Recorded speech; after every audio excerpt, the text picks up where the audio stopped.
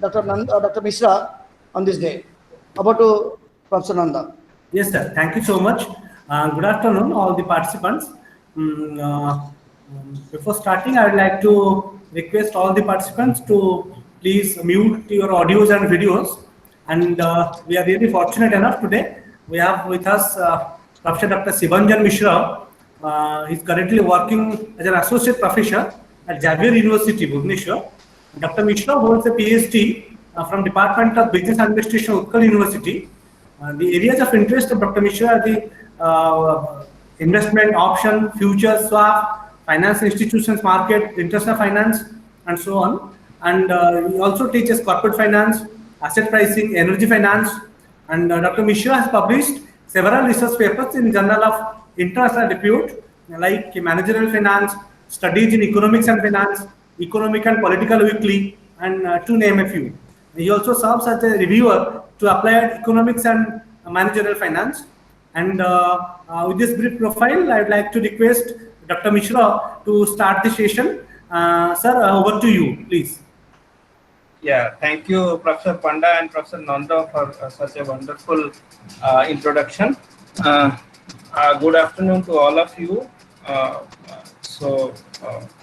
We will today talk on valuations, basically, and we will also cover few of the intricacies of valuations. And as you know, friends, a person with correct acumen for knowledge will understand the value of any product, be it student, be it a human being, be it a non-living thing like a financial asset, or anything across the board, any natural phenomenon. So a value with correct acumen will try and understand value of any product. So in that context, let me start and present before you our discussion. So what will be my scheme of discussion is probably I'll talk for 1.5 hours, and then for the last half an hour, as scheduled by the organizing team, we can have a discussion. And in between also, if you have any questions, you can stop me and we can discuss. Go ahead.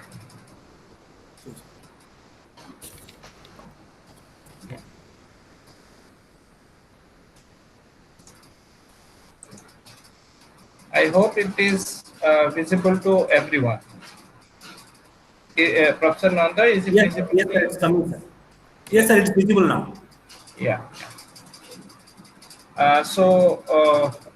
We will discuss on valuations. I have kept it valuations, although Professor Nanda has asked me to talk on valuation of securities.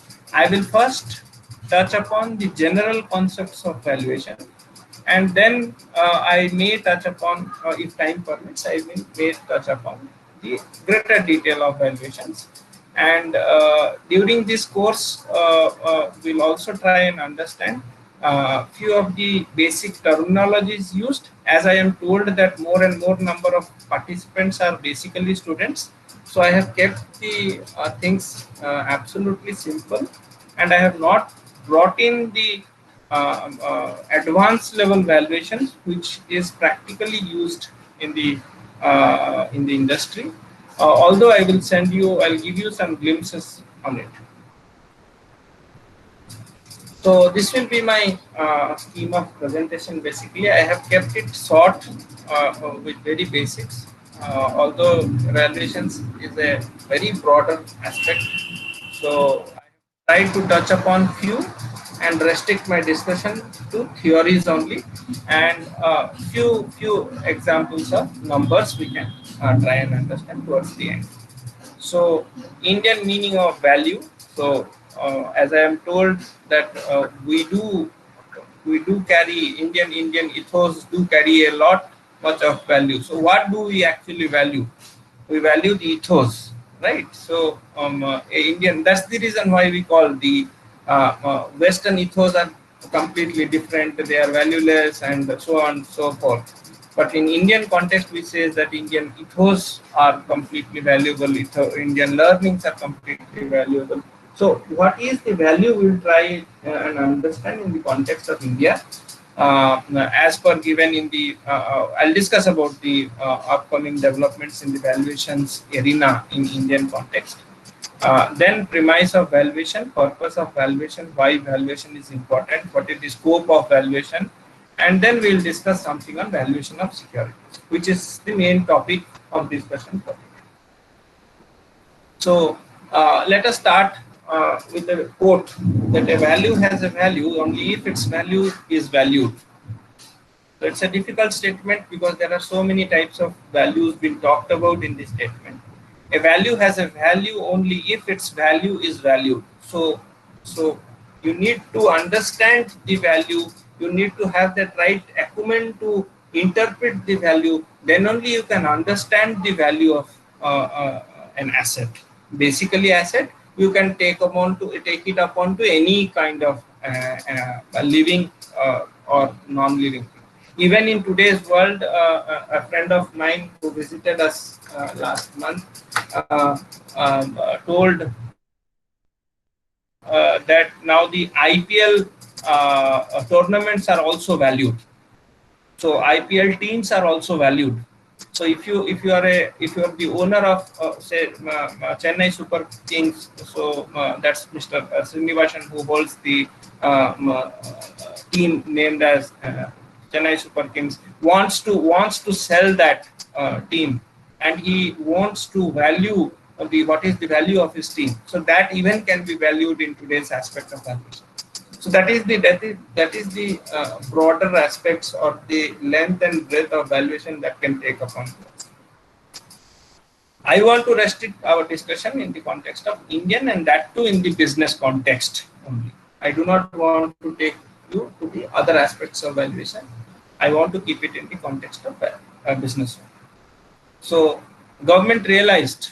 So it was how did the current valuation scenario in India has panned out is after the dissolution of so many banks, so many NPAs and happening in India. So government is now in a very fast track mode to make the valuation very standardized. Yesterday evening we heard that Deepak Kochar, the husband of Chanda Kochar, the ex-chairman of ICICI Bank, has been arrested.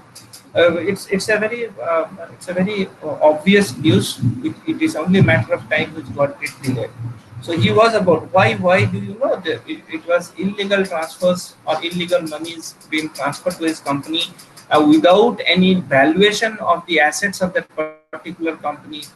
So whenever a bank extends a loan to any business house, it either takes guarantees or it tries to estimate the valuation of that company.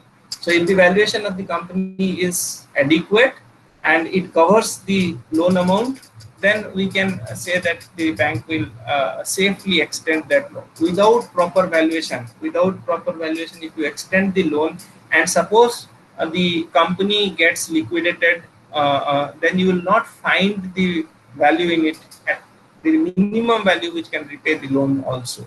So that's what happened to the coaches, and they will face the legal hit. So all these happenings in the past has forced government to standardize the norms of valuation, and there will be only registered people who can value. Now what is the current scenario in valuations in India? Any financial expert, any financial legal aspects can legal officer can come and value your assets and give you a certificate that yes, this much is your valuation of the asset, and it is well taken by all the banks. But it is not the case. You may be bribed in order to get a superficial value attached to your assets. You may bribe that particular person and make the valuation artificially, apparently higher, not exactly, superficially high. When you actually go and evaluate the value, it was not that much, but because you have bribed that person, he may give you a superficial kind of valuation, which may seem very good to the bankers, and they may extend you the loan. But ultimately, when the company liquidates and the company goes bankrupt, the bankers do not get the money back after selling the assets also. So that is how current scenario in Indian context, in the context of valuation stands. So government realized that valuation played a very critical role in not just business but also from a standpoint of economy. We can cite several instances where our economic assets of the country has been tarnished. For example, Nirav Modi case, he has walked away with so much of money, which is the hard-earned money of the depositors. Although PNB has covered some of them, but still, then there's a lot much to be covered. You might have seen across, might have seen Malyas who has walked away with so much. You might have seen across the HDIL case who have walked away. So there is a complete depletion of economic assets due to wrong kind of valuation being made and wrong. So economic assets gets destroyed in the process if the valuation is not done correctly. So government realized that, and and uh, and most of the banks which gives out loans based on valuers report. So I told you this context in the past that if the valuer superficially rates your assets high and that seems very good to the bankers may extend you the loan. But while the company goes bankrupt, the bankers face the losses, not the borrower. So this is how in Indian context it stands. Most transactions takes place when valuer certifies the value of various assets. So the transactions takes place with the valuer's report. If the valuer's report is faulty, then the whole process gets problematic, and in the due course, economic assets of the country gets destroyed. So what Indian government thought of doing is, given you the context prior to this act of India or prior to this committee was or board was constituted, or this was known as the Insolvency and Bankruptcy Board of the IBBI. So what it did actually is it went out to find out the best practices in valuation field across the globe and how to customize those practices to our country. So it went upon, after constitution of this board by the government of India, they were given the sole responsibility of finding or standardizing the valuation process in India, so that there will be some registered valuers only who can give certificates of or valuers certificate, which will be registered, and these will be only entertained by the bankers, or these will be only entertained by the business houses. So what they came out with something very interesting. They came up with a solution that valuation needs to be divided into different assets class. So earlier what was happening, a legal person was able to justify a valuation of any of the other assets. A chartered accountant would be a valuer. So anyone can be would have been a valuer and was giving you the valuer's certificate. But now they divided it into several asset class. By doing so, they can utilize the expertise of various domain experts who can then in turn come up with accurate valuation of various assets. So they divided the assets, business assets, into three kinds basically. Land and building was one, plant and machinery and other factory-based assets are another, and securities and finances as third. So securities and finances is on what we are going to talk more today. There are processes which are followed for valuation of land and buildings. There are processes that are followed for plant and machinery. We will talk of more about the securities and finance today, and as in the context of valuation, how our evaluation of securities done.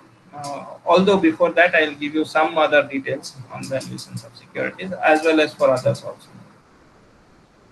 So after constitution of the this board of this IBBI board, then the Indian government standardized was in a process of standardizing the valuation process. So what was the basic output after this board was constituted? So they came up with the idea of having a registered valuer. So this is where students can exploit their future careers also, friends.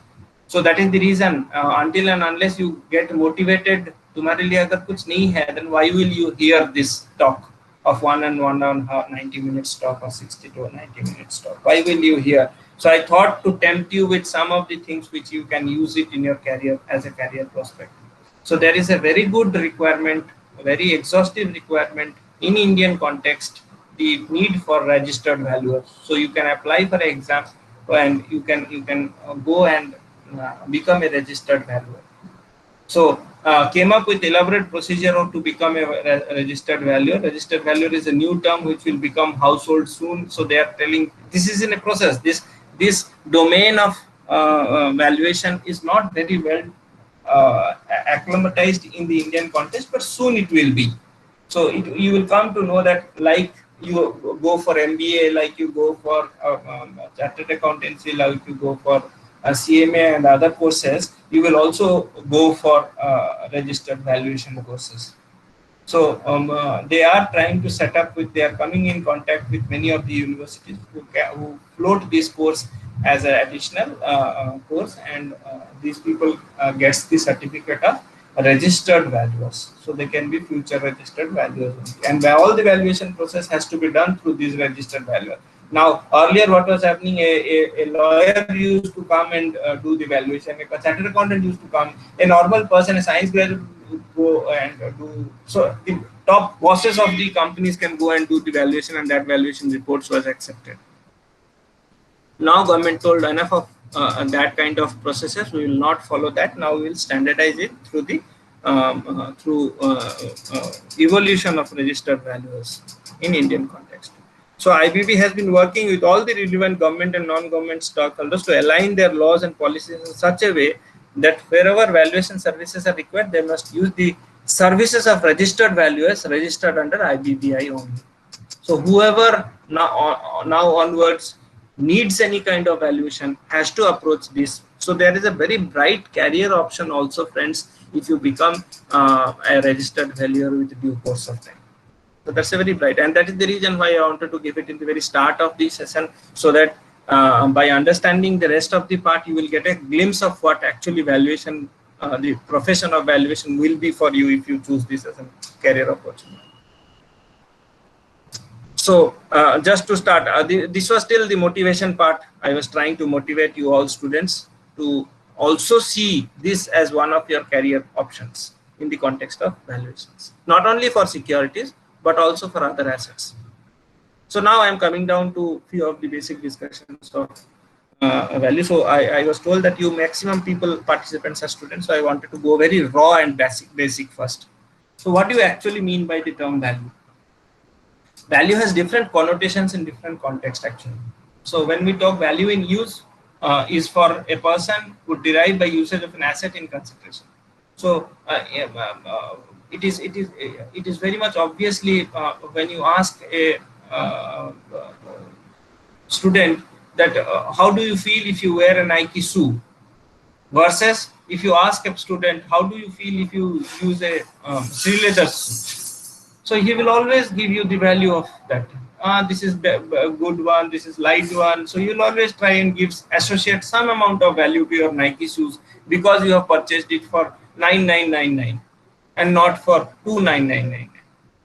So if a Sri leather shoes cost you 2999 and a Nike shoes cost you 9999, then there must be some differences. So it is you who associate that value. And because if you are using it, you can associate them. So value in use. So you derive the value in use. So people derives the value. If you're using that asset, you find out the consideration for it. Value in exchange. That's again important. So in the different context, I am talking when you use some assets, you also are eligible to derive its value. So that is value in use. Value in exchange, which person looks from when he or she exchanges the asset under consideration for money or money is equivalent in terms of any other assets. This is the most common form of value referred to. It is also called as price in common parlance. So when you exchange goods, you pay a consideration for it, and that becomes your value. So that price which you pay is value. Although many will argue that price is not equal to value, sir. Price may be different, value is different, but value in exchange, when you say value in exchange, price is the only value of the exchange. You may derive a different level of satisfaction by paying the same 10 rupees for a cup of coffee. Other may get a reduced amount of satisfaction by paying the same or the same amount of. That's different. I'm not talking about that connotation. I'm talking about the connotation which says that value in exchange. That 10 rupees you pay is the value of that cup of tea. So when goods are getting exchanged, value in exchange is being used as the price. Most commonly it is price. value in store. Now this is what is again referred to as another context of value. When a particular asset is stored, it has a value which changes with passage of time. For example, rice and wheat stored in warehouse will be valuable a year from the date they are stored. Obviously, because of a general phenomenon of inflation in India, if you store a asset anywhere, its value is ought to increase. It may decrease also. You do not know. It may decrease also. So value in store is subject to that dynamic thing. So that is called as my value in store. So store is if you are storing a good and then using it after a point of time. So time factor gets associated when you store something. Value in specific situations. There are other specific situations also when you can find out the value. The value of assets or items can change drastically based on the situations or circumstances. For example, value of vegetables post curfew. Okay, this you leave this example. I'll give you an example. Now, in all those phones which you use, friends, when you buy the new phone, a very thin pin comes with that phone. Do you all remember a thin pin kind of thing comes with that phone? Why is that? What is the value of that pin? Can anyone say me what is the value of that pin? It's the most useful thing in the whole buy, in the whole purchase. That is the most important thing, because by that pin you are going to bring out the memory slot or the SIM card slot out of the device. Otherwise, there is no other way out. So at that particular point, that value of the pin is the most important value, most important thing. You might have paid 40,000 for a phone, but if you are missing with that pin, simple pin, you can't get out the memory slot and use the phone at all. So that is. So value also changes with subject to specific situations. So if there is like in this context of COVID-19, you might have in the initial days, all will remember that what was the value of this hand sanitizers which went off the market very quickly. So that is value in specific situations. When there is something like that, the value becomes an immense context. So value becomes an immense point of importance. So be it be a simple pin in a box of a mobile phone, a new purchase of a mobile phone, or be it be the value of the sanitizers in the initial time of the COVID-19. So you may go across to several situations like this, and you can derive the value of a product in specific situations. So this is in different context value is used. Before going to the detailed discussion, we'll try to understand few of the basic terminologies actually. Few of the basic terminologies in the context of valuation. So fair value is one of the very important term used in valuation context. It is defined as, so this is for students, that is the reason why I have brought out the definition from the book and I have kept it as it is in the so that you may use this definition in your day-to-day readings also. So fair value is defined as when knowledgeable buyer and knowledgeable seller are willing to enter into a transaction. So dene wala खुश है, लेने वाला खुश है, so you give the value and that becomes the fair value. So both the parties understand that this is the actual price of the commodity, or it is the actual price of the security. It may be actual price of any assets you want to buy or sell. So that becomes the fair value. In accounting discussion, friends, this has a huge amount of voluminous amount of literature you will find in the definition of fair value. But to me and to the few of the authors from whom I have got this definition, is the price at which both the parties, a knowledgeable buyer, why I write the word knowledgeable, because he must have assessed all the information regarding that asset. So he might be well accustomed with all the informations regarding, and hence he is a knowledgeable buyer or an informed buyer and an informed seller. If they arrive at a transaction, the value they determine is called as my fair value. Both of them are happy with that price. Hence it is a fair value of a deal. Intrinsic value, again in the context of fair value, that may be subjective. If you go to a third person, apart from these two persons, it may not be fair to him. But when a transaction takes place, definitely there will be a buyer and a seller. So if they are happy with that price, that becomes fair value for that particular deal. So you have to understand that context, that I am discussing fair value with transaction as my point of view.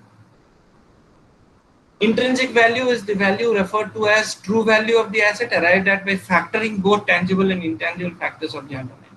Intrinsic factors means, friends, for example, you want to find out the value of a security. How do you find it? You suppose you say a bond. If you are students of finance, you will understand, friends.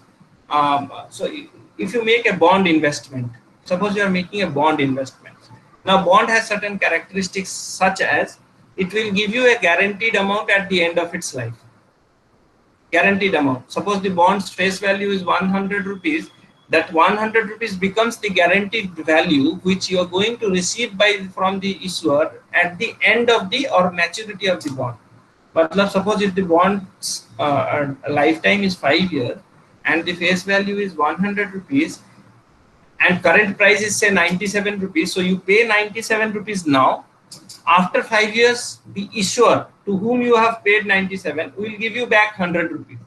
So you pay 97 rupees, you get 100 rupees, 100 rupees at the end of 5 years. But intrinsic value, what it tries to understand is paying 97 rupees now for this particular bond worth or not of worth. That is assessed by the term intrinsic value. That 97 rupees which you are paying now for that bond is making that bond a expensive purchase or a cheaper purchase. So you will always try and find that if I am paying 97 rupees now, is that 97 rupees worth enough to pay as of now or not? So in order to calculate that, you find the intrinsic value. So intrinsic value will give you the fundamental value. Many misinterpret it as fair value. Many misinterpret it as fair value. It is not the exact term of fair value. Intrinsic value is the how do you arrive at intrinsic value? So you discount that 100 rupees which you are going to get after 5 years by some cost of capital, but by some interest rates. So you will get back the intrinsic value. So 100 rupees, if you divide it, factor it by some interest rates, so you will arrive at an intrinsic value which may be more than 97 or less than 97. If it is more than 97, you will say that the purchase is cheaper. If it is less than 97, you will say the purchase is expensive. Because देखो एक bottle का price तुम्हें लगता है, you feel that a price of the water bottle in the market is 10 rupees. But when you actually go to the market and you ask the price, the person says that it is 12 rupees. So what it is, you are getting a 10 rupees worth of asset at a price of 12 rupees. So in that context, you are paying a higher price for a cheaper good. For a 10 rupees good, you are paying 12 rupees. So that becomes my this 10 rupees becomes my intrinsic value, which you have arrived by discounting something in future. This is in the context of financial asset. But water of bottle is a context of informed buying and selling.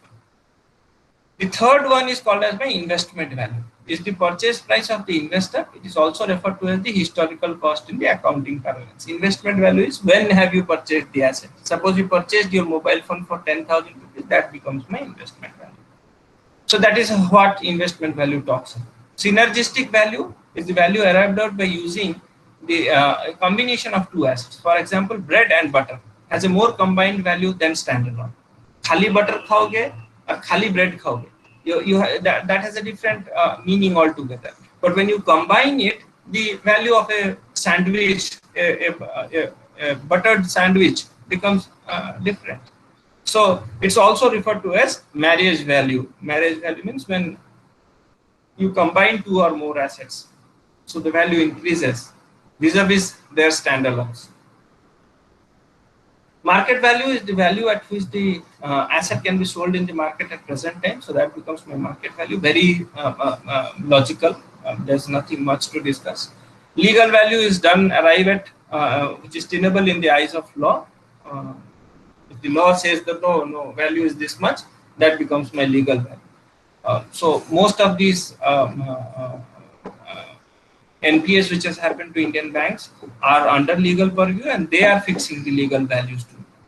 Accounting value or book value refers to carrying cost of the asset in the balance sheet. So accounting value is nothing but the book value. So you can say it as the book value. You go to a balance sheet of any company, see what that value of that asset is, and that becomes my accounting value. So these are the different types of value in the context of valuation we are talking about.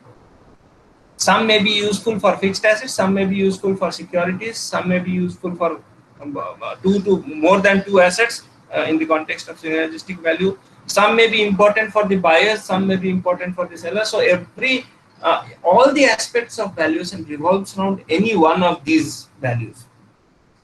There is no other value apart from these 7 types in the context of business finance. So all these values, legal, accounting, market, synergistic, investment, intrinsic, says or gives you the fair value. And fair value is first because I have defined it first because any of these values will be the value where there will be a transaction. You say accounting value, you say legal value, you say market value, there will be a transaction for why a person or an investor needs to know the market value, because he's interested to buy. And if he is interested to buy, he will go. There must be definitely a seller. So that brings down to the transactional aspect for any legal exchange. So all boils down to fair value, and that becomes fair value as we have discussed. That a knowledgeable buyer and a knowledgeable arrives at a price, and that's known as fair value. So every types of value which we study boils down to a concept known as fair value. So fair value is say a unique kind of thing.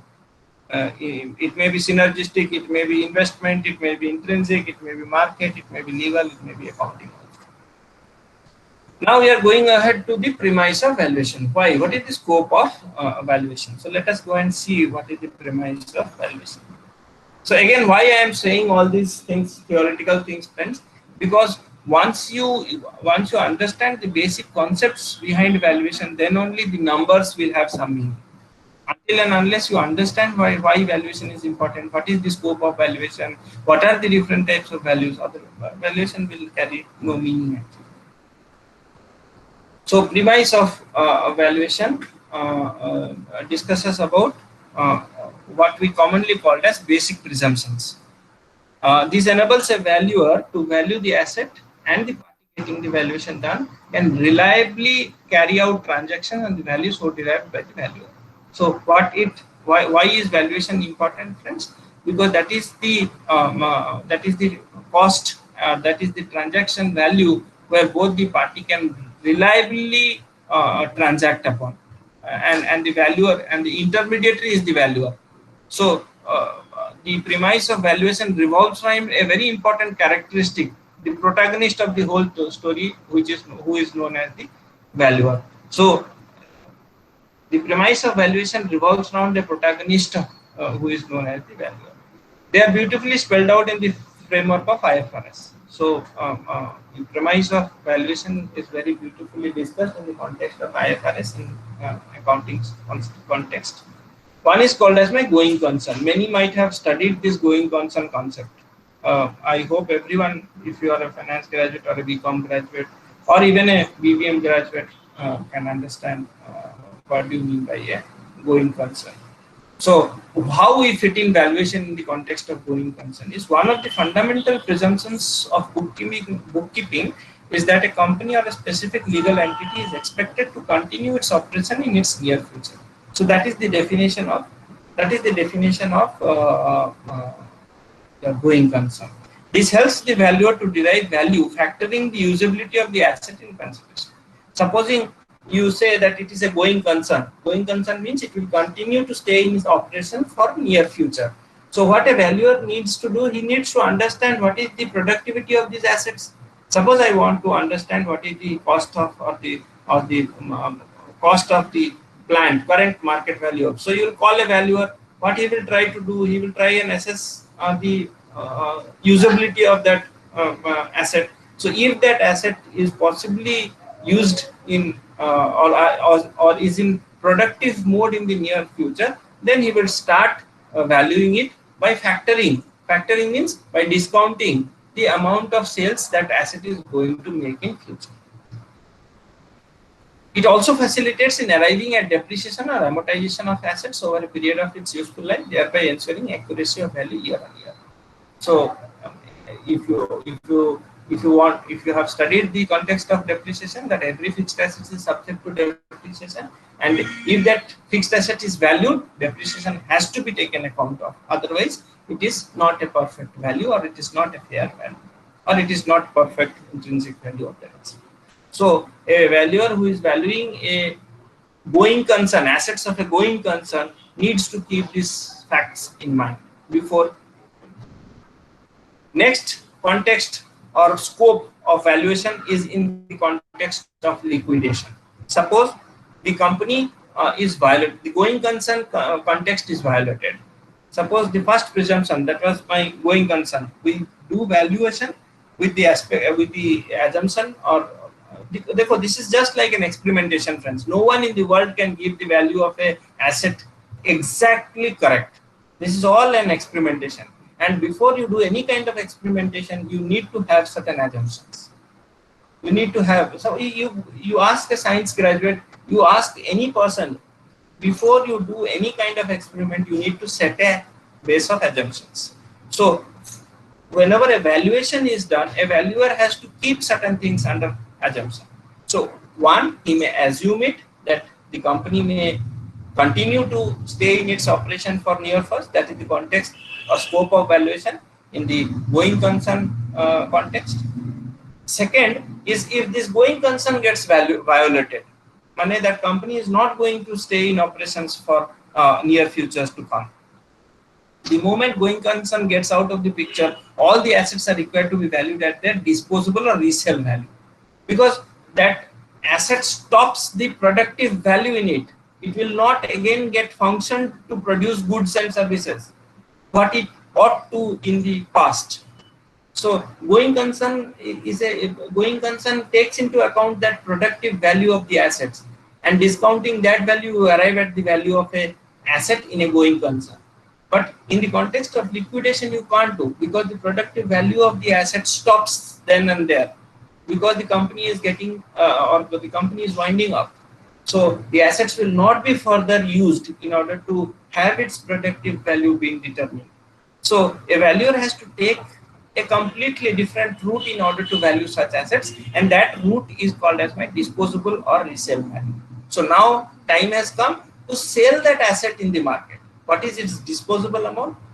What is its resale amount? That you have to estimate. In the context of going concern, you are not finding the disposable value. You are finding or determining the productive value in the assets. That is how productive value of the asset is determined in the context of going concern. But that is missing in the case if the context is of liquidation. So it's very important to understand, friends, that in what context the valuer is valuing the assets, whether in the context of going concern or whether in the context of liquidation it is trying to value the assets, and all the liabilities at their settlement value. So assets will be valued for, in the context of liquidation, assets will be valued at the disposable or resale value, and the liabilities will also be valued. So liabilities will be valued at their settlement value. What is settlement value, friends? I hope everyone uses a credit card, and if you make a due on the credit card, if you do not pay your bills of the credit card, and you keep them under default for a longer period of time, what the bank gives you an option as, I'm waiving off all your interests levied upon this transaction. You give me principal plus this much of amount. So they are trying to settle down their advance to you, and you are settling your liability. And what is that settlement value? both getting agreed upon. तो मैं principal ही दूंगा. माने if there is a principal of 100 rupees and the accumulated interest of 300 rupees. Now the bank is charging you 400 rupees. You do not pay it for 5 years. One day the bank comes back to you and say that I owe you owe me 400 rupees. You are not paying. Why are you not paying? A legal case will be given against you and so on and so forth. He will try and put his collection agents behind you to recover that money. Now you say clearly that you come down to a settlement price, I am going to settle it. So now the bank who comes on the same table and now you decide a value or negotiate a value. Say 100 rupees was my principal, I will give you 20 rupees more. So 120 rupees if you agree upon, that will be the price I will pay, and you have to cut off my credit, give me a clean sheet to my credit rating. So that is my settlement value. So in the context of liquidation, friends, all the creditors come back to their settlement value. So उन लोग दिया था 5,000, 10,000, 15,000 रुपया, anything, but they now are ready to get back. If they have given 5,000, ready to get back 3,000 also. It's okay with them. So in liquidation value, the liabilities are valued at their settlement value, and the assets are valued at their disposal. So this is very important scope of valuation. So these are the two scope of business assets to be valued. Now I am talking this in the context of all the assets, friends. Do not take into consideration that we are talking about securities. We will come up to securities. Before that, I wanted to give you a general glimpse of how valuation looks like for assets basically. क्या asset करेंगे, क्या value करेंगे, तो if you ask me the very first instance, the thing which hits my mind is what to value an asset. So I am discussing all in the context of assets first, and then we'll discuss it in the context of farm as well as in the context of security. So this is the basic premise of valuation. Purpose of valuation. What is the need of valuation? While we have understood the premise of valuation, purpose of valuation is vital for every valuer to understand. Nothing is of any significant value till the time somebody decides to use it. So if you do not until and unless you buy a diamond, you do not know what is the value of the diamond putting it into your fingers. That is how we look at the purpose. A lot of barren land was lying vacant without any use till the time the government decided to build an airport on it. So the moment government decides that an airport will be built in this barren land, the valuation of the land multiplies. Why? Because it is put to use.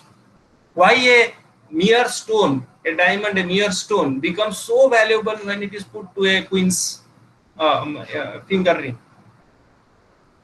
So that is the need, that is the usage. So until and unless you use it, you do not know the value. So purpose is that. So you need to understand the use of the asset. So let us understand in today's business scenario what are the key reasons for purpose of valuation. Sale of business as a going concern. So a company was very well established, it was a going concern, and now you want to sell the business. Don't you think the buyer will try to value what is the exact value of this of the company? Yes, they will do a farm valuation context. So here the context. So I have put up many of things. Due to scarcity of time, will not go into so much of detail because this is every sentence has some meaning to be discussed. So I hope I'm just giving you a general understanding that sale of business as a going concern makes valuation an important tool, makes the need for valuation of these businesses, and this we call it business valuation. Valuation in the context for taxation purposes also.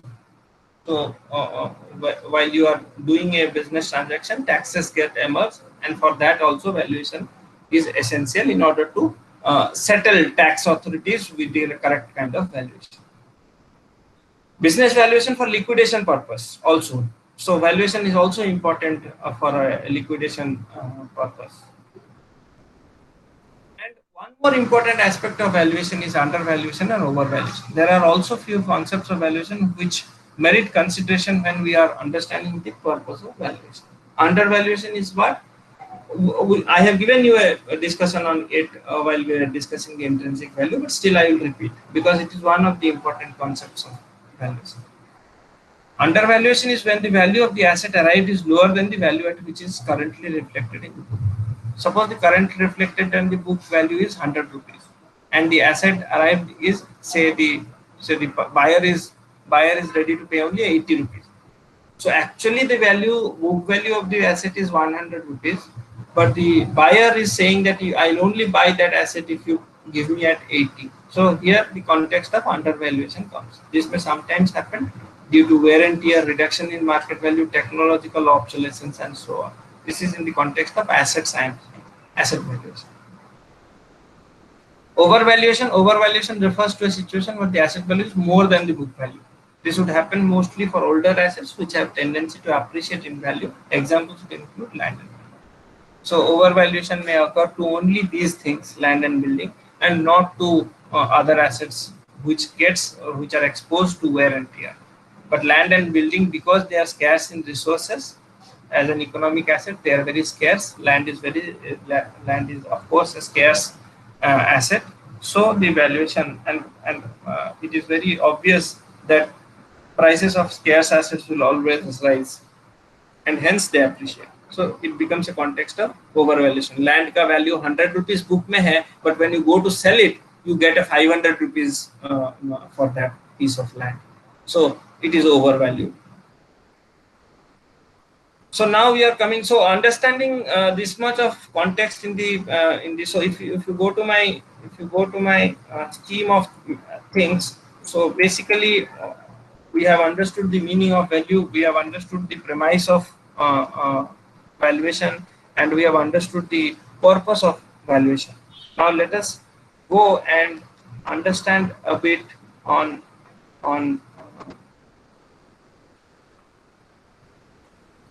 let us go and understand something on valuation of securities. Before that, let me stop sharing my screen.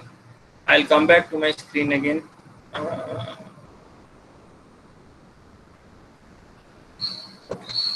Stop share my screen, and any questions as of now? So I can spend 10 minutes time here on questions and answers. Yes.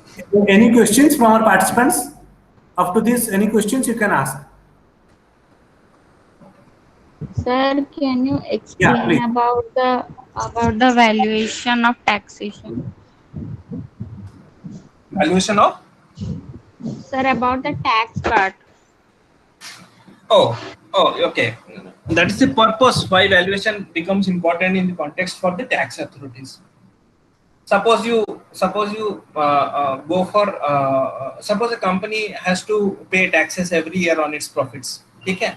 And depreciation is one of the part which is assigned to the fixed assets, but it becomes part of your income statement. So when you go for depreciation, supposing your valuation of the assets has changed, and upon which you possibly use the taxes, or you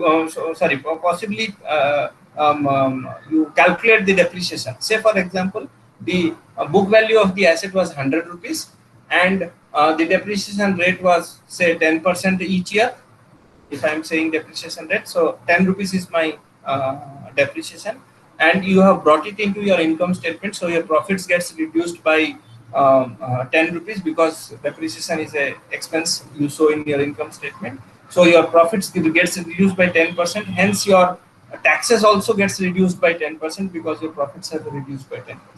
Now here comes the conflict between the tax authorities and the business persons. Is that why do you show when your asset is costing 500 rupees in the market? Why are you showing it at 100 rupees? So tax authorities may need valuation of the asset at point of time. At point of time means this happens basically in the context of liquidation, not as a going concern, but in the context of.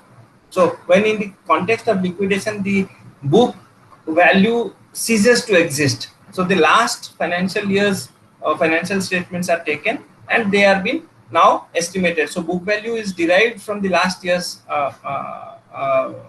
financial statement. There you get 100 rupees value for your asset. But when you are about to sell it in the market, in the context of liquidation, it becomes 500 rupees. So you must have more amount of depreciation being charged to that. So if you are charging 10 rupees as depreciation only, so taxes authorities are losing huge amount of money. But you are getting back, you as the owner of the business will get that 400 rupees extra. But tax authorities will get only 10% reduced taxes to the extent of 10%. Are getting the mismatch. The company is going to get that 400 rupees extra because of appreciation of the asset, but the tax authorities are going to get a reduced amount of taxes. Hence, the conflict starts. Hence, the valuation expert is called in, and he gives the actual estimation of the, and then the taxes are settled. So here comes the role of valuation in settling the dues between the business and the tax authorities. It may be for any purpose. You say GST. You estimate a GST of that product as 4%, but tax authorities considers it that now these are all been standardized. So now there will be no much conflict happening. But this is just in case a conflict arises, a valuation expert is called in for, who settles the case between the business and the tax authorities. So valuation is also the need for settling tax grievances between the company as well as the tax authorities. So that is how the requirement of valuation takes place in the context of tax policies or tax implementations. Got it? I hope I have addressed your question. Because all these Yes, things, sir. all these things again comes down to numericals, and you need to calculate and see whether tax authorities are losing, why they are claiming. So you have to calculate those things and see that practically. Any other questions till this point? Any other questions from our participants? We can ask, or else we'll start. We'll proceed. Yes, sir. You can proceed. Okay. Thank you, sir.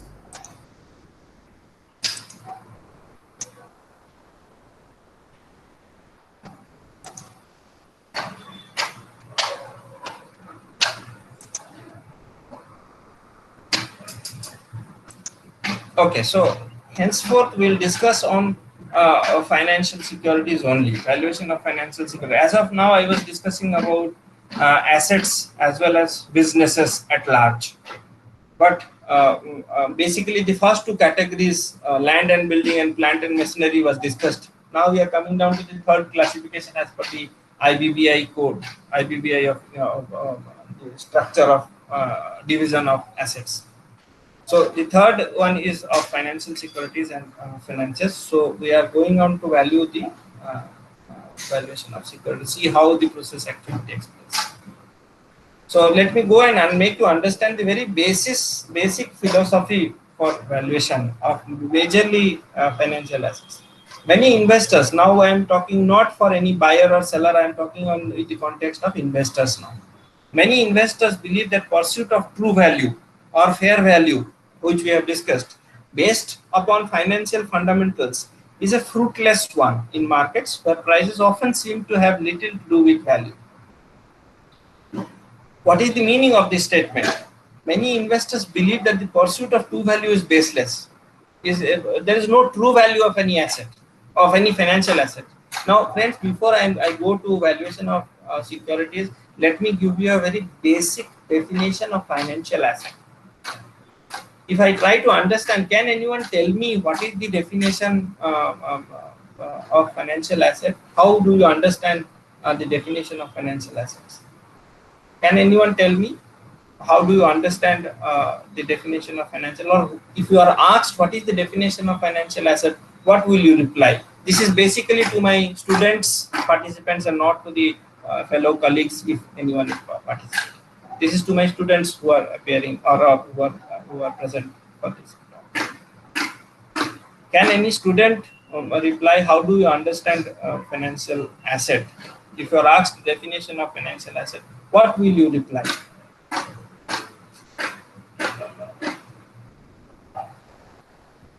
Okay, let me give you a very basic definition of financial asset. It is the claim which you make for the future inflows. Future inflows. This is the financial asset is nothing but a claim. It's a claim. CLAIM. It's a claim on the future cash flows of the business of anything. The issuer may be anyone, maybe government of the government. So maybe a corporate of the future cash flows of the company. So I stop my definition and I leave you the end part to the student, because if you are understanding financial asset, where the issuer of the financial asset, if it's a company, then I will say the definition of financial asset as it is the claim on the future cash flows of the company, of the concerned company. If I am saying I am a bond user, I am a bond borrower, or I am a bond subscriber of Reliance Industries. So Reliance has subscribed, Reliance has issued bonds, and I am the subscriber of that bond. I am the investor in that bond. So for me, definition of this bond is a financial asset on which I can claim the future cash flows of the company or of Reliance Industries. So how do you define this bond? It is a financial asset which allows me to claim the future cash flows of the company. That means if the company is going to earn any profits in the future, I have a claim on it. In the context of bond, I have a fixed claim on the money, because bond is a fixed income security, or it's a debt instrument. So we call it as a fixed income security basically. So we will say that the claim is fixed. The claim is fixed at, say, whatever may be the coupon of the bond. If it's an equity, then I will definitely say my asset definition, the financial asset definition is it's a claim on the future cash flows of the company, future cash flows or future profits of the company. So because equity holders, as equity holders, we are entitled for the dividends. And for getting the dividends, we need to see what amount of profit the company makes. If the company makes profit, I have a claim on that profits in the form of dividend, because I am an equity holder. So what is the definition of this whole process? This is just a claim on the future cash flows of the business. That cash flow may be in the form of profits in the context of equity. It may be in the form of coupons, in the form of if it's a bond investment. It may be in the form of interest if it's a loan account, or any other securities, in any kind of securities. You can discuss this. So financial asset is always a claim on the future cash flows of the company or of issuer, anything. So what we are trying to value is these claims. What is the amount of the claim and how it is valued. So how we'll find out the value of a financial asset? If I make claims, so if I show you this way, if I show you in this chart, if suppose the I'm investing in a bond here, and the bond gives me the coupon for these 4 years. So I'm getting this coupon here, this coupon here, this coupon here, and the last coupon here. Along with it, I am getting the face value of the bond. So how we will find out the value of the this asset, this mechanism at this point of time? So this will be the present value of all these assets, all these things. So all these things, present value of all these things will derive me the value. So there is no true value to this, because possibly the company may go bankrupt and this might not pay this amount of coupon. It might not pay. So in that case, the valuation is only the present value of this cash flow. So true value, there is no concept of true value, but investors always, you will see, majorly the fundamental analysts, always they run after the true value. And there exists no true value actually. although being a financial analyst or being a fundamental analyst, your primary job is to determine the intrinsic value. So if you are determining that intrinsic value and that true value is not existing in the market, what are you determining? So it's all a myth kind of thing. So if you say me valuation is a myth, but no, friends, it has got certain advantages also, which is I'm coming to those points. There have been investors in financial who have argued that market prices are determined by the perceptions. This was one discussion, that true value concept. The other concept is of perceptions. So valuation is all about perceptions. जैसे तो मेरे को ठीक लगता है इसका value 10 रुपया होगा. If this is the statement made by you, what are you trying to do? You are using your perceptual ability to value that asset. So many construe that valuation is a perceptual activity of investors. If you find, and there comes this theory, the big fool theory. In markets, if you see, if the markets are going upwards, at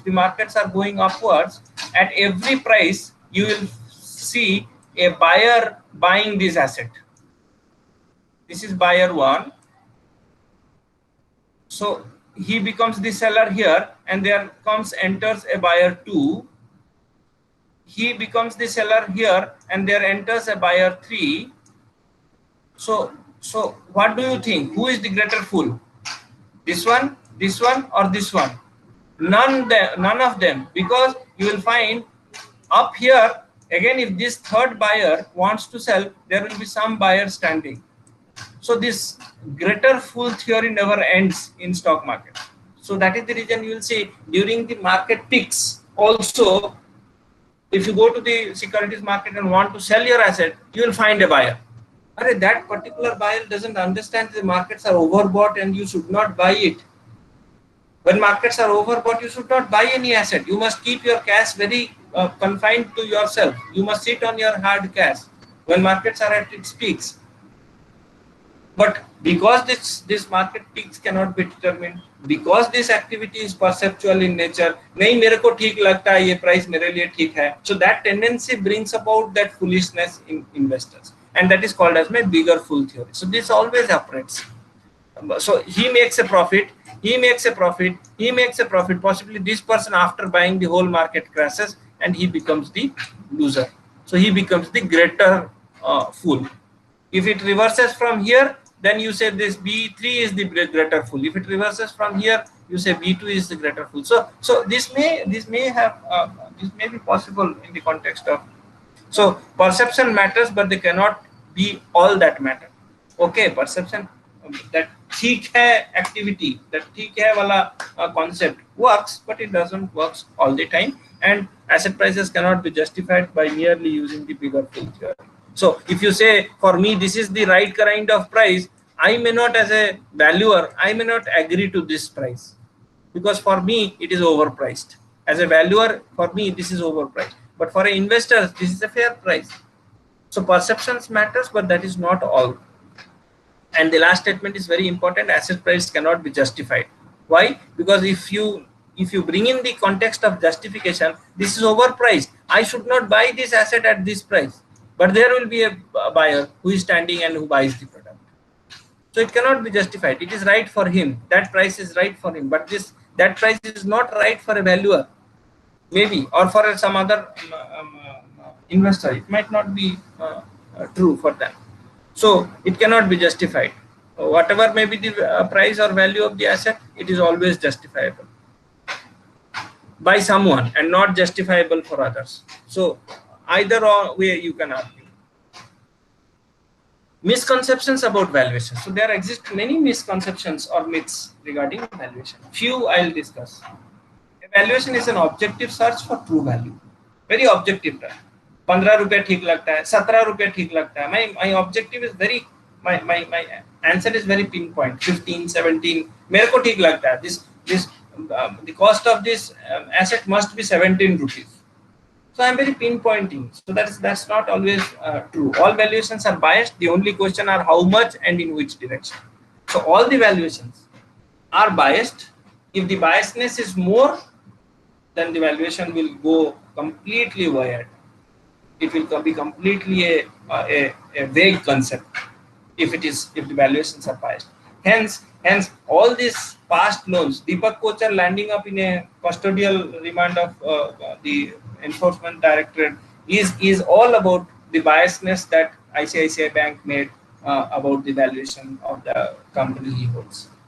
So valuations are always biased, but if the bias is less, you can manage that bias. If the biases are large, you cannot. You will land up in jail one day. The direction and magnitude of the bias in your valuation is directly proportional to who pays you and how much you are paid. So the buyer side, because if you are the seller, the buyer has to be importantly, he has to understand the direction of the bias. If he is more biased, then he may land up paying a very wrong price. So you have to tame down that biasness. Myth 2 is a good valuation provides a precise estimate of value. Again, this is a very very vague issue which has been fixed into the arena of or the context of valuation. A good valuation provides a precise estimate of value. Good estimate. There is nothing like good estimate. There is nothing called as precise valuation. The payoff to valuation is greatest when valuation is least precise. So there is no concept of good valuation. It's all subjective. तुमको ठीक लगता है? I told you in the very first slide. I told you it is a bit perceptual and a bit quantitative. So perceptual brings in that subjectivity into it, and quantitative bring into value. So there will always be a mix of this perception and in the context of valuation. The more quantitative a model, the better the valuation. Again, ज़्यादा से ज़्यादा complex बनाया है valuation को.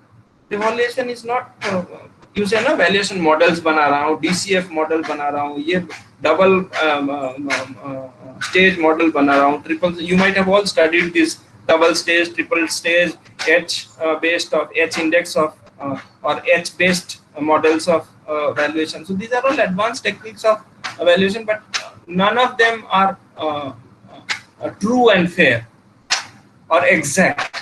None of them are exact. There is, so you should make your valuation model as simple as possible. So one's understanding of valuation model is inversely proportional to the number of inputs required. So you will see the valuation models are brought in with so many of inputs. इधर से assumption लाया, उधर से assumption लाया, and makes the whole thing complex. That doesn't work actually in the context of valuation. Simpler valuation models do much better than complex one, which I told you just. Approaches to valuation. So once we understand the misconceptions, so what are the basic approaches to valuation? So there are majorly three. There might be more. Why might be? There are more actually, but basics are three. As per students, we need to understand this much, and then we may go to practice for understanding few more. So discounted cash flow valuation is one of the renowned and the most acceptable one, and widely used also in industry. Discounted cash flow techniques relates the value of an asset to the present value of expected future cash flows of the asset. So that is what I was trying to make you understand in here. Present value of all the cash flows. These are all the future cash flows, and what you are trying to do, you are trying to bring the present value of all these future cash flows by bringing it here. By bringing it here, you are all trying to bring, this is called my present value. So this is called as my present value. So what discounted cash flow techniques does is it estimates the present value of all the expected future cash flows of the asset. So it relates to the value of an asset to the present value. So discounted cash flow technique uses this concept, this methodology, that only you bring out the present value and you arrive at a price, or you arrive at the value. Relative valuation estimates the value of an asset by looking at the pricing of comparable assets. Now this is again a very subjective thing. So comparable assets. Suppose I want to say pizza. So can you compare pizza from Pizza Hut and pizza from Domino's? Which one is a better pizza? If you ask, which one is a better pizza? some will say sir Domino's pizza अच्छा है because वो सस्ता है. Some will say that Pizza Hut अच्छा है because the pizzas are more tastier than what Domino's provides. I'm not in favor of price. I'm more in favor of quality. So comparable assets are very difficult to, like here the pizzas are not comparable once they are when their issuers are different, when their producers are different. Similarly, friends, when there are different issuers, there may be some characteristic changes in the asset quality, but we see the broader things. Like for example, I say a bond being given by Reliance and a bond being given by say a very Reliance, say for example, Reliance doesn't have a competitor. So these days, okay, let's take a case of cement. ACC and JK White, ACC and J&K or JK White cement. So the Birla cement, what it is. This is the Holcim company, and this is the Birla company. So we may say that this company is issuing a bond, and this company is issuing a bond. Because this belongs to the same industry, we may consider them as comparable. But here I cannot ask this to be a comparable firm when I compare ACC with Reliance. This might not be a comparable. This is a wrong comparison. Here it may be a comparable asset because both belong to the same industry. The nature of the business is same. So how do you estimate the comparable assets?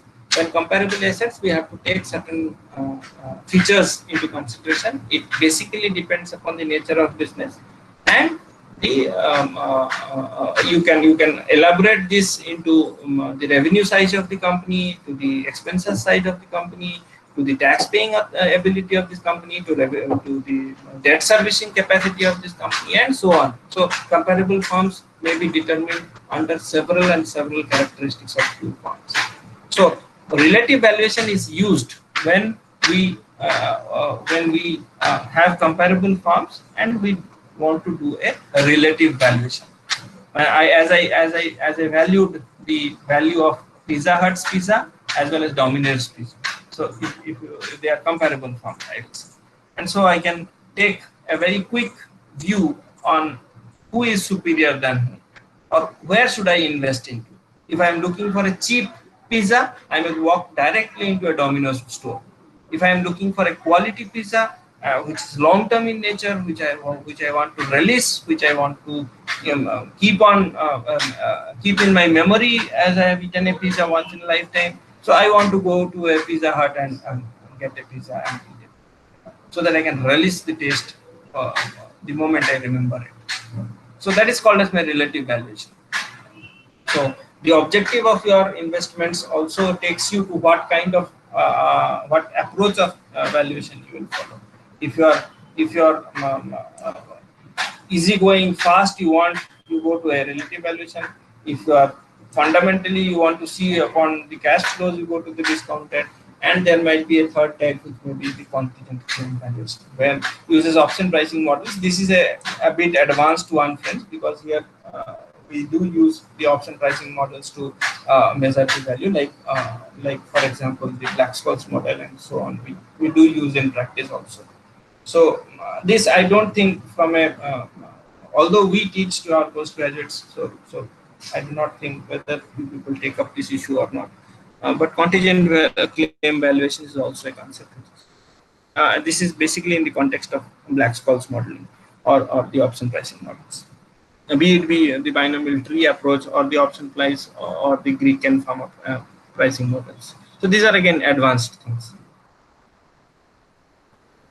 Basic for all valuation approaches. Now, if there are two basic types of valuation approach, I am not discussing the third. Then what is the basis for all these valuation approaches? What needs to be understood is the effect of.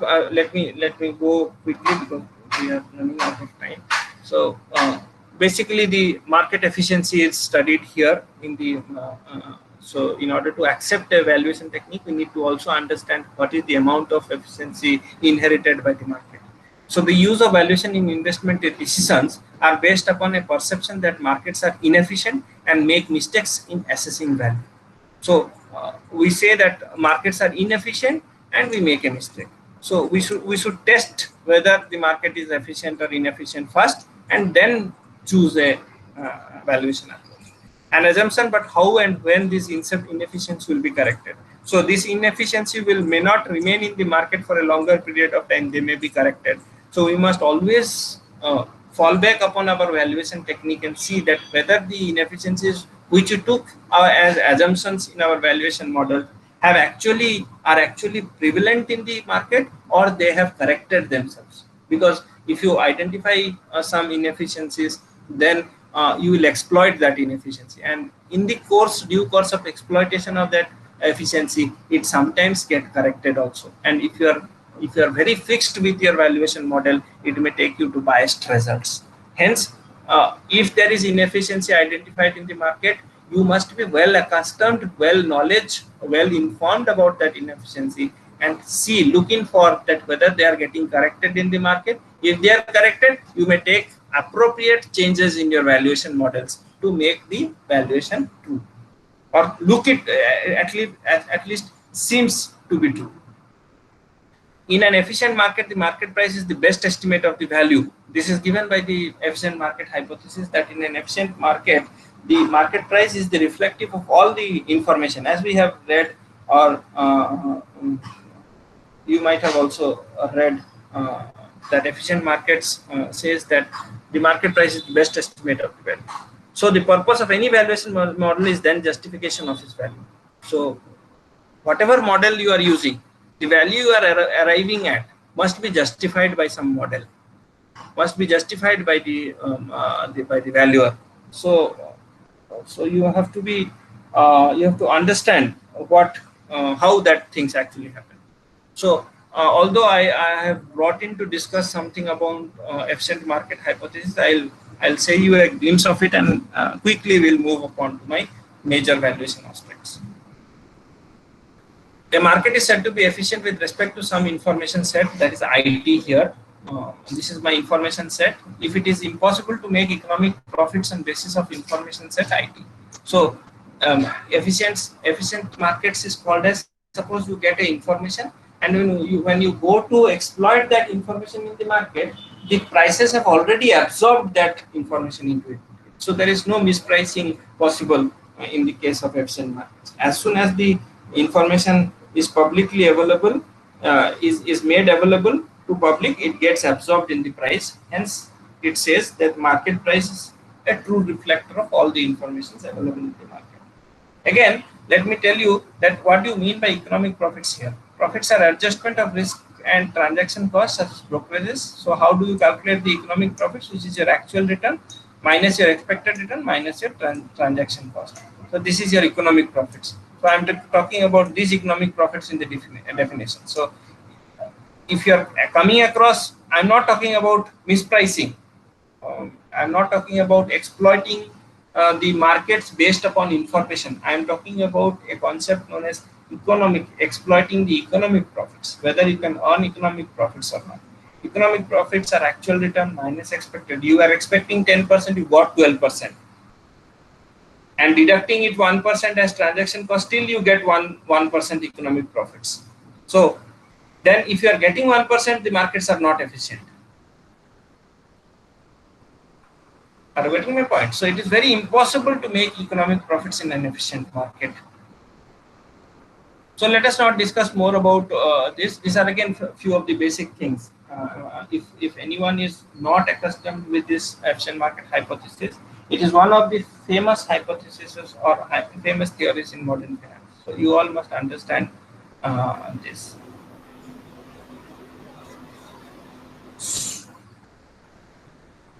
Okay, so I'm skipping few of the slides in the context. So again, information set here, I need to highlight something, that information set may be discussed in the context of weak form. So there are three forms of market efficiency. One is called as my weak form of EMH, one is called as my semi form of EMH, semi-strong form, and other one is called as my strong form of EMH. So in the strong form of EMH, all public and private informations are available in the price. So if I stock up this price, means all informations are absorbed in this price. All the informations are absorbed. or the IT, all the information set which I use is absorbed in this price. Semi-strong, all publicly available information, not privately available information. Here it is all public and private. Private means what? Insiders information. A business manager will always be more informed whether the price of his stock will increase or decrease than general public like you and me. So that is his private information, and once that information comes out or any other information comes out in the public, then we come to know that becomes my public information. So private information is the insider's information. So strong form of market efficiency always reflects both the private. So उसमें और कुछ है ही नहीं exploit करने के लिए. There is no other way how to exploit anything in a strong form of market efficiency. But in a semi-strong form, there is something that is called as my event study. We can do some kind of event study and exploit that kind of because some private information is not disclosed to the broader market. So semi-strong form of EMH is relatively easier to understand. And the third and the most loose kind of EMH or weak form of EMH is past history of prices of a particular security. So we can say that if a stock has a upward trending, it will continue to trend upside. The price of the stock will continue to. So how we can say, on what basis we can say? By understanding the trend. So if the future prices follows the past prices, we call that it is a weak form of market efficiency. That means no, the markets are not actual reflector of the information. There is some misinformed people. No, there is some informed people who do not have that information or do not, and they want to come into the market and exploit it. So always the informations do not get absorbed in the market, so they leave some amount of information available, which the future people come and exploit it. So there's always a mispricing possibility, a weak form of market efficiency. So past prices are important, past history of prices are important here. Here there is no importance of past prices, but it is the upcoming public information which makes prices to change. Here all the public and private informations are in the prices, so there cannot be anything to exploit. So strong form, you cannot exploit anything. Semi-strong form, relatively you can. Weak form, at most you can exploit weak form of market efficiency if you identify it correctly. There are other definitions to efficient market, so you can study. These are again very bookish, so I'm not going to it in detail. So let us come down to one of the very basic approaches of discounted cash flow. So with that we will end. So discounted cash flow techniques. What is it? What is discounted cash flow? I have already told you it is the present value of the expected cash flows of an asset. Okay.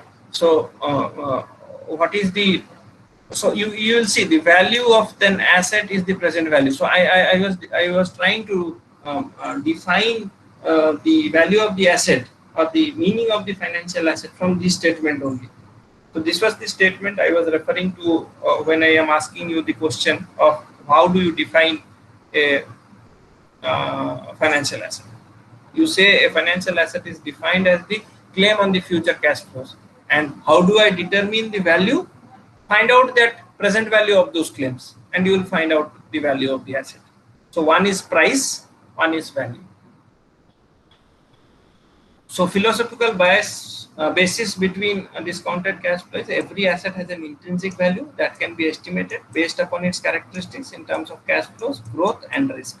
So you can either find out the present value of the growth numbers, you can find out the present value of the risk it inherits, you can find out the present value of the cash flows. Sir, ये तो समझ में आता है cash flows का we have these cash flows. So I can find out the present value like this. I can find out the present value like this. By going to its left, I can find out the present value. But what about risk? How do you say I find out the present value of the risk? How do I say, suppose there is a risk which is going to come here. How do I find out its present value? Let me give you a logic, friends. Why do you, let me cross question you to understand this concept. Let me cross question you. Why do you always look for higher interest rates when you opt for longer term loans? Suppose you deposit longer term loans in the meaning that suppose you want to deposit your money in the bank for 5 years in a fixed deposit, vis-a-vis you can deposit it in your savings bank account also. So why the interest rates on fixed deposits are always more than the interest rates on the of the savings bank account? Any idea? Anyone can tell me why you charge? Yes, yes. Sir, because the value of money increases within the years, within the increasing number of years. And that is very obvious. That is very obvious. Agar savings bank mein bhi rakhoge, it will grow. Your aspect, your understanding is with subject to growth. I want to understand the risk parameter here. Why you are charging, or why you are willing to take more interest when you are sacrificing your money for a longer period of time, vis-a-vis you want to keep it in a savings bank account? I have already answered my question partially. So let me take you, because of shortage of time, let me take you through across the understanding. So if you are sacrificing your money for a longer period of time, don't you think you should charge a premium over if you are sacrificing your money for a shorter period of time? Say for example, if you keep it in your savings bank account, moment you want it, you can bring it back. But moment you want to break your fixed deposits, you have to go to a bank and you have to surrender. Most of them do not do; they will continue to. So only in the maturity period of 5 years only you get that. Money. So you are sacrificing your money for a longer period of time, and more longer you go in the future, doesn't you think more risk is associated? If tomorrow Yes. SBI cracks, if tomorrow SBI cracks, if tomorrow ICICI cracks, if it goes bankrupt, what will happen? All your money has gone now. You may or may not get your money, and very equal amount of parallels is drawn when you lend money to your friends. Suppose one of your friend comes and asks you 100 rupees loan, give me 100 rupees loan, I'll repay you after 5 days. You charge him 1% return. So 100 ruपया ले रहे हो, 101 रुपया वापस देना. But when a person comes to you, when a friend comes to you, you give me 100 rupees, I will return you in 1 year time. Will you charge him 1% or 5%? It is very obvious you will charge him 5%. Why? Because you are sacrificing with your money for a longer period of time. And financial theory says the more depth you go in the time space, more risk gets associated, because uncertainty grows. And because of this growth, because of this increase in the uncertainty in the future, you have to always charge a premium. Hence, if you bring the present in discounted cash flow technique under the context of risk, you will always say that the value of a longer term asset is more than the value of the short term asset. Sorry.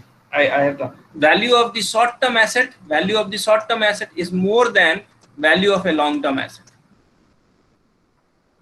Is it not very wise? You are sacrificing your money for a shorter period of time. Vis-a-vis, you are sacrificing your money for a longer. Although you are charging more premium, but who knows you will get that premium or not. So value of this asset is always more than the value of this asset. It's a subset kind of thing. Hence, discounted cash flow. This is majorly used in the context of fixed income securities, friends. So again, because that is security and it falls under the heading of claim, so I am discussing it in that context. You may discuss it in say bonds which are issued by corporates also. Information need to use discounted cash flow valuation. You need, what are the important things you need is life of the asset, the cash flows, and the discount rate. Again, there are various lot amount of discussion, friends, regarding all the three things. Life of the asset is again very much clear and apparent. But cash flows and discount rates are subject to huge discussion again. So what discount rate will you use? What will be the cash flow? How will you determine the future projected cash flows? So there is a whole lot of discussion there also. So in simple terms, let me take you through a very basic understanding of discounted cash flow. Is this? It is summation of all the cash flows or the discounted. How will I read this statement?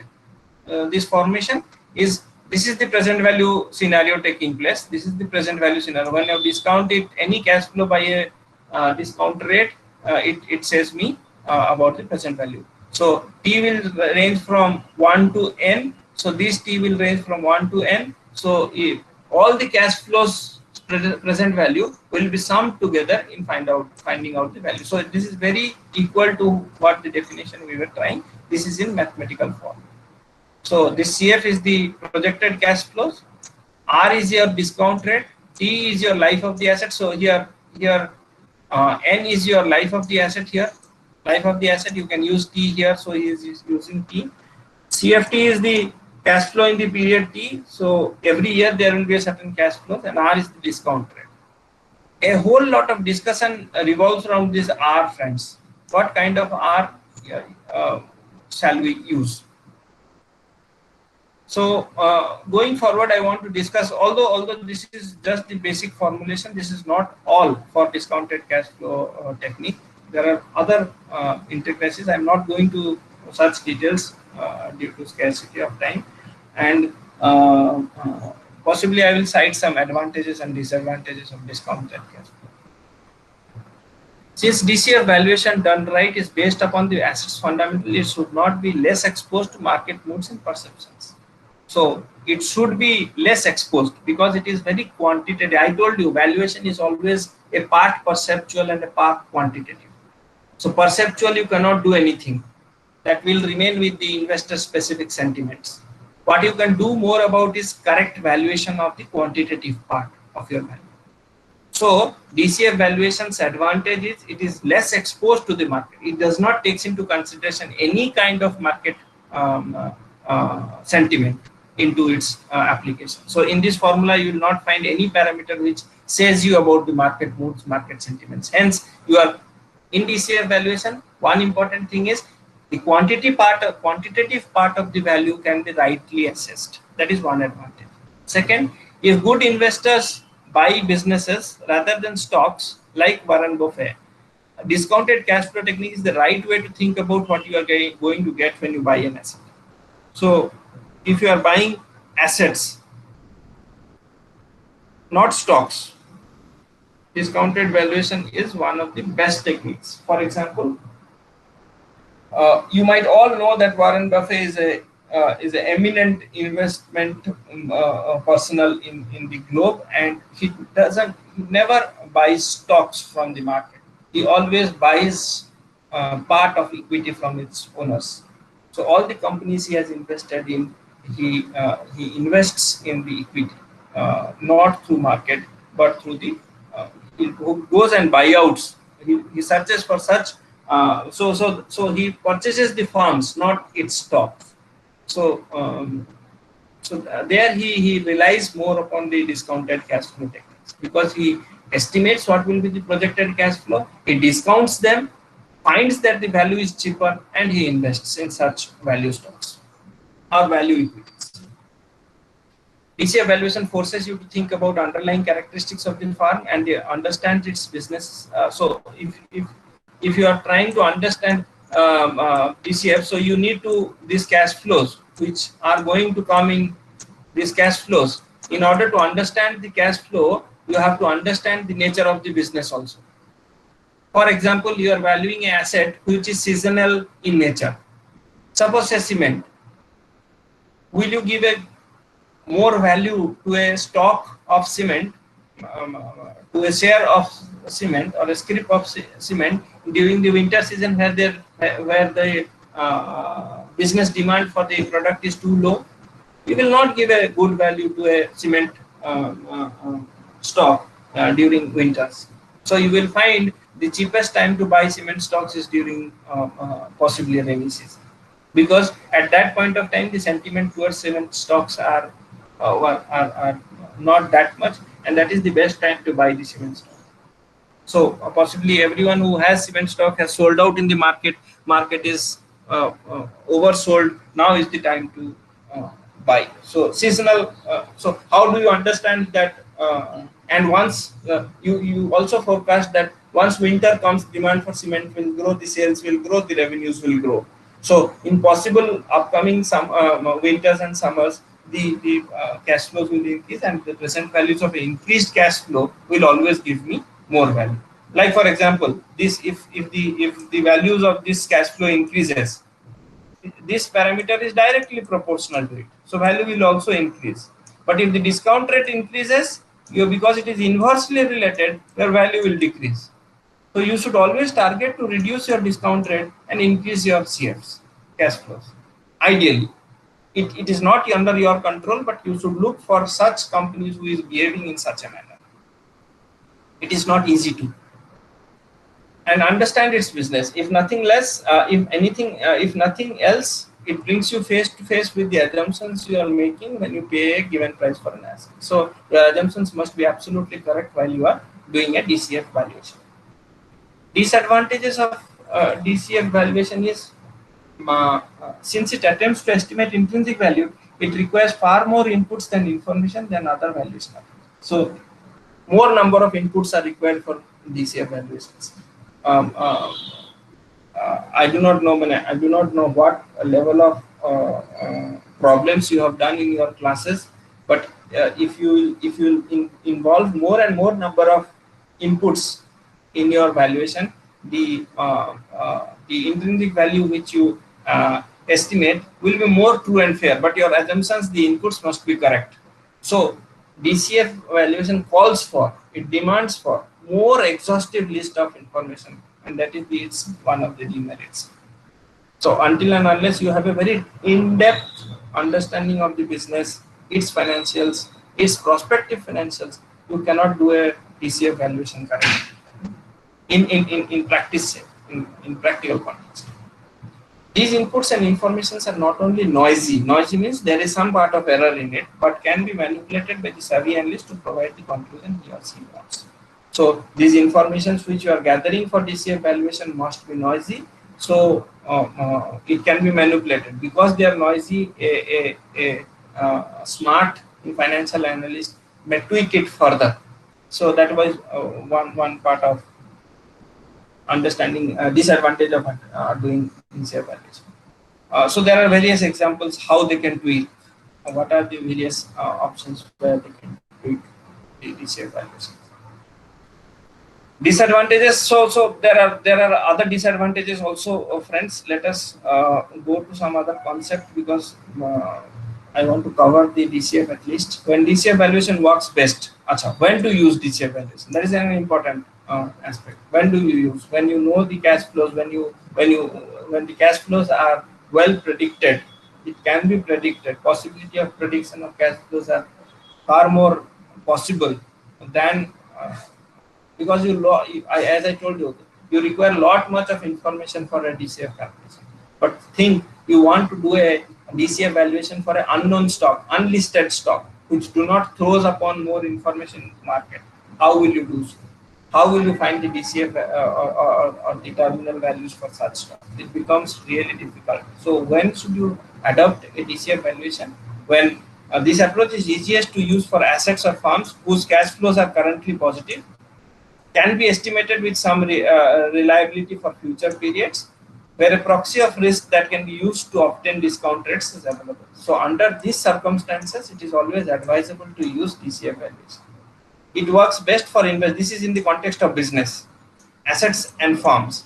In the context of investors, who either have a long-term horizon allowing the market time to correct its valuation mistakes, and for prices to revert to its true value. For investors, if the investor is a very long-term investor, then he may take into consideration the DCF valuation, are capable of providing the catalyst needed to move price to value, as would be case if you are an active investor or a potential acquirer of the whole firm.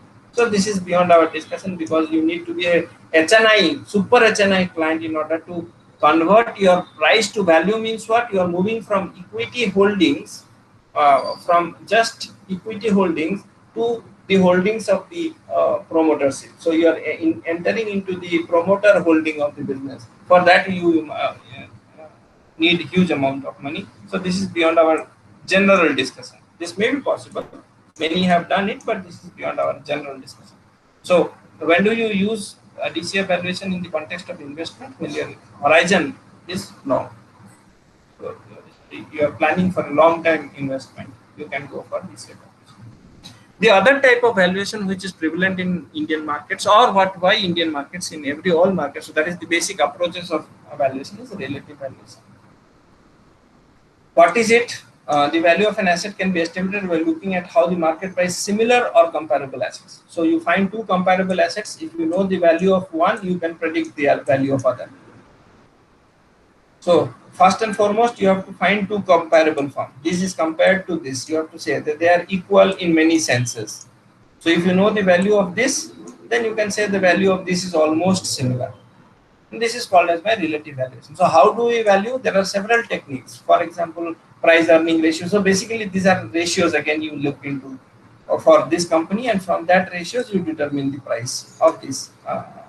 So this is your point of understanding. You want to understand price the company A, but you know the information about company B, price of company B, many ratios of company B. You know the information regarding company B, but there is no information regarding company A, but they are comparable in nature. You find out they are similar in nature, hence you can price them as in the context of relative valuation.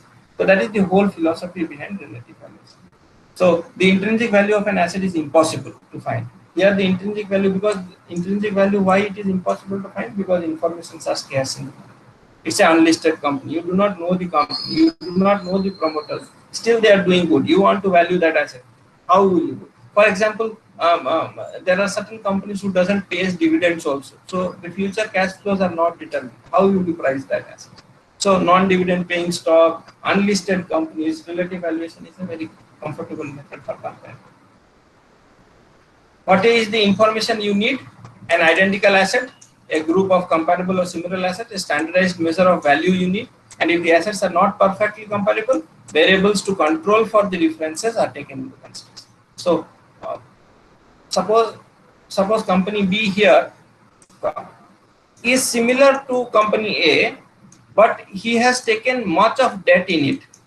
बहुत loan लेके बैठा है ये, date बहुत ज्यादा है and इसका date नहीं है, no date. This company has no debt, but rest all characteristics are similar. So what will you do? You will control for the debt part. So I will find the there is one concept known as unlevered beta or unlevered value of the firm. So you can find the unlevered value. This is also unlevered. You can find from levered. This is usage of debt means they are levered company, or they are using leverage, or they are using debt in their capital structure. So you can control for them by using or determining the unlevered value of that firm. And now because both are unlevered, other aspects are similar. Now you can make them comparable. So this is how we make comparable firms. Although they are comparable basically, but one or two factors are deviating from, so we can control for those kind of factors. So there are again certain advantages and disadvantages of relative valuation. So let us go very quickly to the relative valuation. So you can refer to any regular textbooks. You will find what are the importance of valuation, advantages and disadvantages of relative valuation. I wanted to throw some light on the numericals part also. Numericals in the formation of how exactly they look, how exactly these things look like. So we understand that value of the firm is this is how value of the firm V0 is found out. And what is FCFF? Means free cash flow of free cash flows of the firm divided by K minus G. This is one of the very regular equations of relative valuation. Although not relative valuation, I will say it is also a constant discount firm model also, friends. But this is how, because we need value of the firm in various relative formations also. So I am finding the value of the firm first, and then we will go on to understand the relative values. So value of the firm can be found out by dividing the free cash flows. Now this is again a big amount of discussion needs to be done, how to determine free cash flows. It's a big amount of discussion. Who can tell me any idea on free cash flows estimation, friends? Any idea? Anyone can say me how to estimate the free cash flows?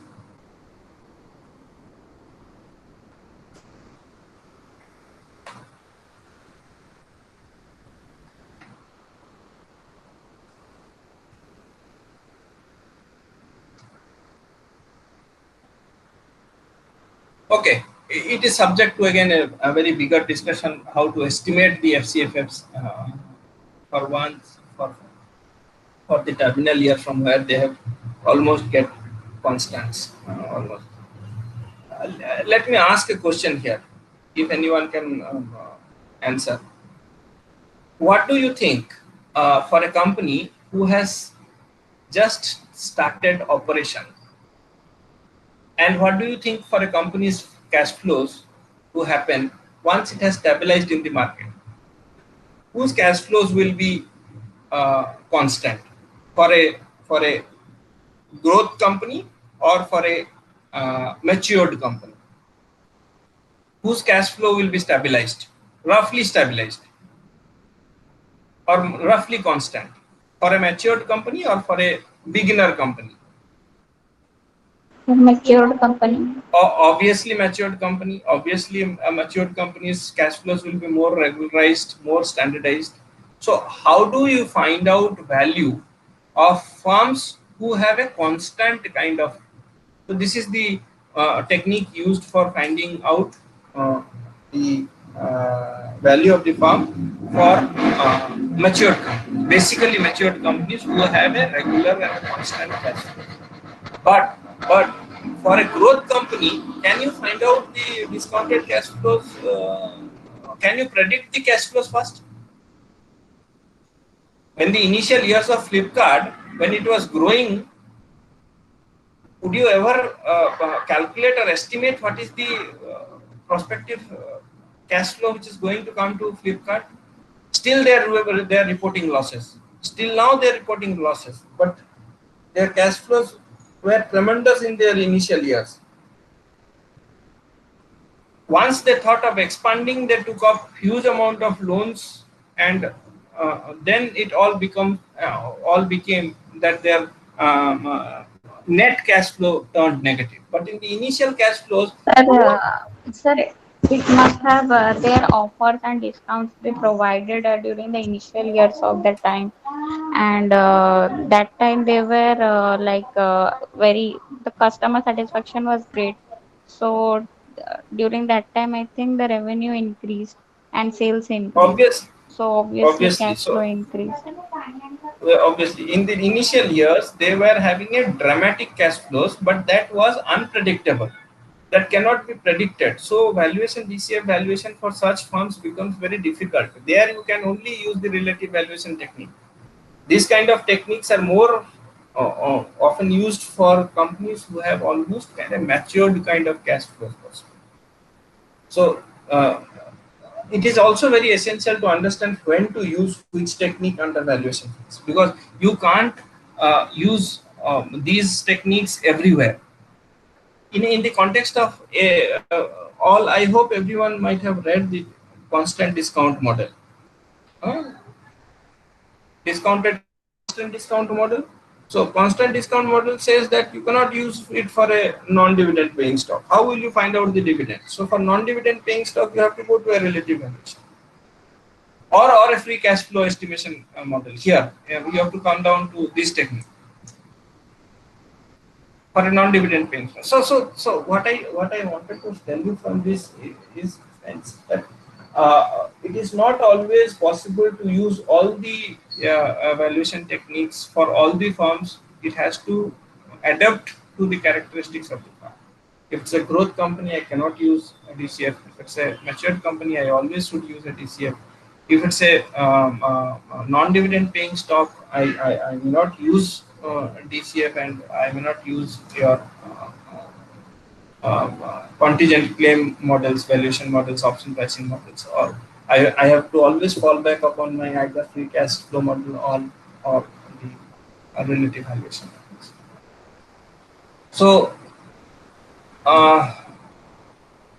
similarly, for other relative valuation models, there are other ratios which we see, like price to earning ratio, price to sales ratio, price to EBITDL ratio, and so on. Friends, these are again subject to regular. What I wanted to throw in today's session is a very basic understanding, philosophical understanding on valuation, not its quantitative term. I wanted to bring to your mind from here onwards, whenever you discuss on valuations, whenever you discuss on, I wanted to show you some of the numbers which I will. What I wanted to actually say you about the philosophical thought behind the evaluation techniques. So it is half perceptual, not half. I do not know to what extent it is perceptual and to what extent it is quantitative. So you cannot control the perceptual part of the value. It is always subjective in nature. So you have to be very appropriate or very much close to its quantitative value. Hence, valuation is of utmost use in every context. So when relative valuation is used is when there are large number of assets comparable to one being valued. बहुत ज़्यादा availability of comparable firms है vis-a-vis the company which you want to value. The assets are priced in market. The assets have a market price. There exists some common variable that can be used to standardize the price. So there is some common value associated. Suppose the earnings are of similar kind, or the debts are of similar kinds. The nature of business are same. So in order to standardize their prices, there must be some common variable. They are into same kind of business. They are into same kind of geographies are also taken. So I am operating this country. This company also in similar line of business operates in this country. So I can take that as my comparable. This approach tends to work best for investors who are relatively short time horizons. Like DCF valuations, if you remember, was for long time investors. But here relative valuations are for short time horizon. People with short time investors with short time horizon for investments can opt for relative valuation models. These are again some of the financial data which I don't want to discuss. Possibly there is more about how much time is left. 5 minutes time. Okay, I keep this discussion till now. If you have any questions, general informations, I missed across some of the things. The numericals, majorly this part. Again, I thought if time permits, I told you in the very as a disclaimer, time permits, I'll go on to the numerical part. But because of scarcity of time, possibly we can end here, and I keep the house open for questions if you have.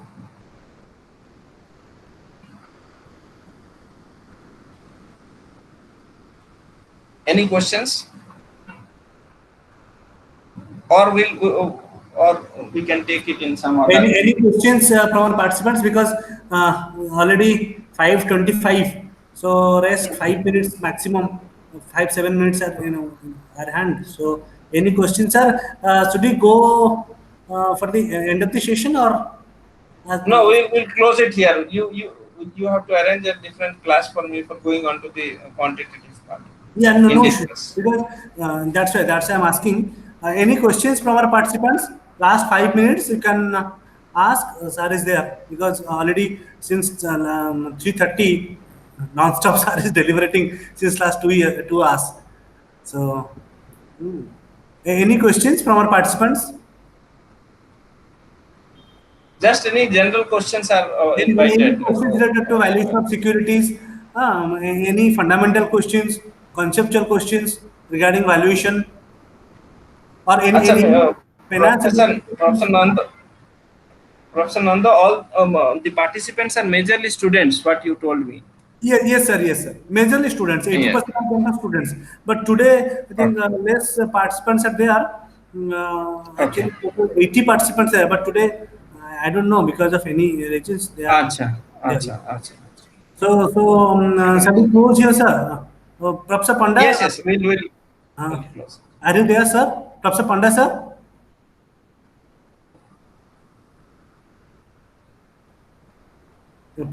Sir, just a minute. Panda, sir, are you Ah, there?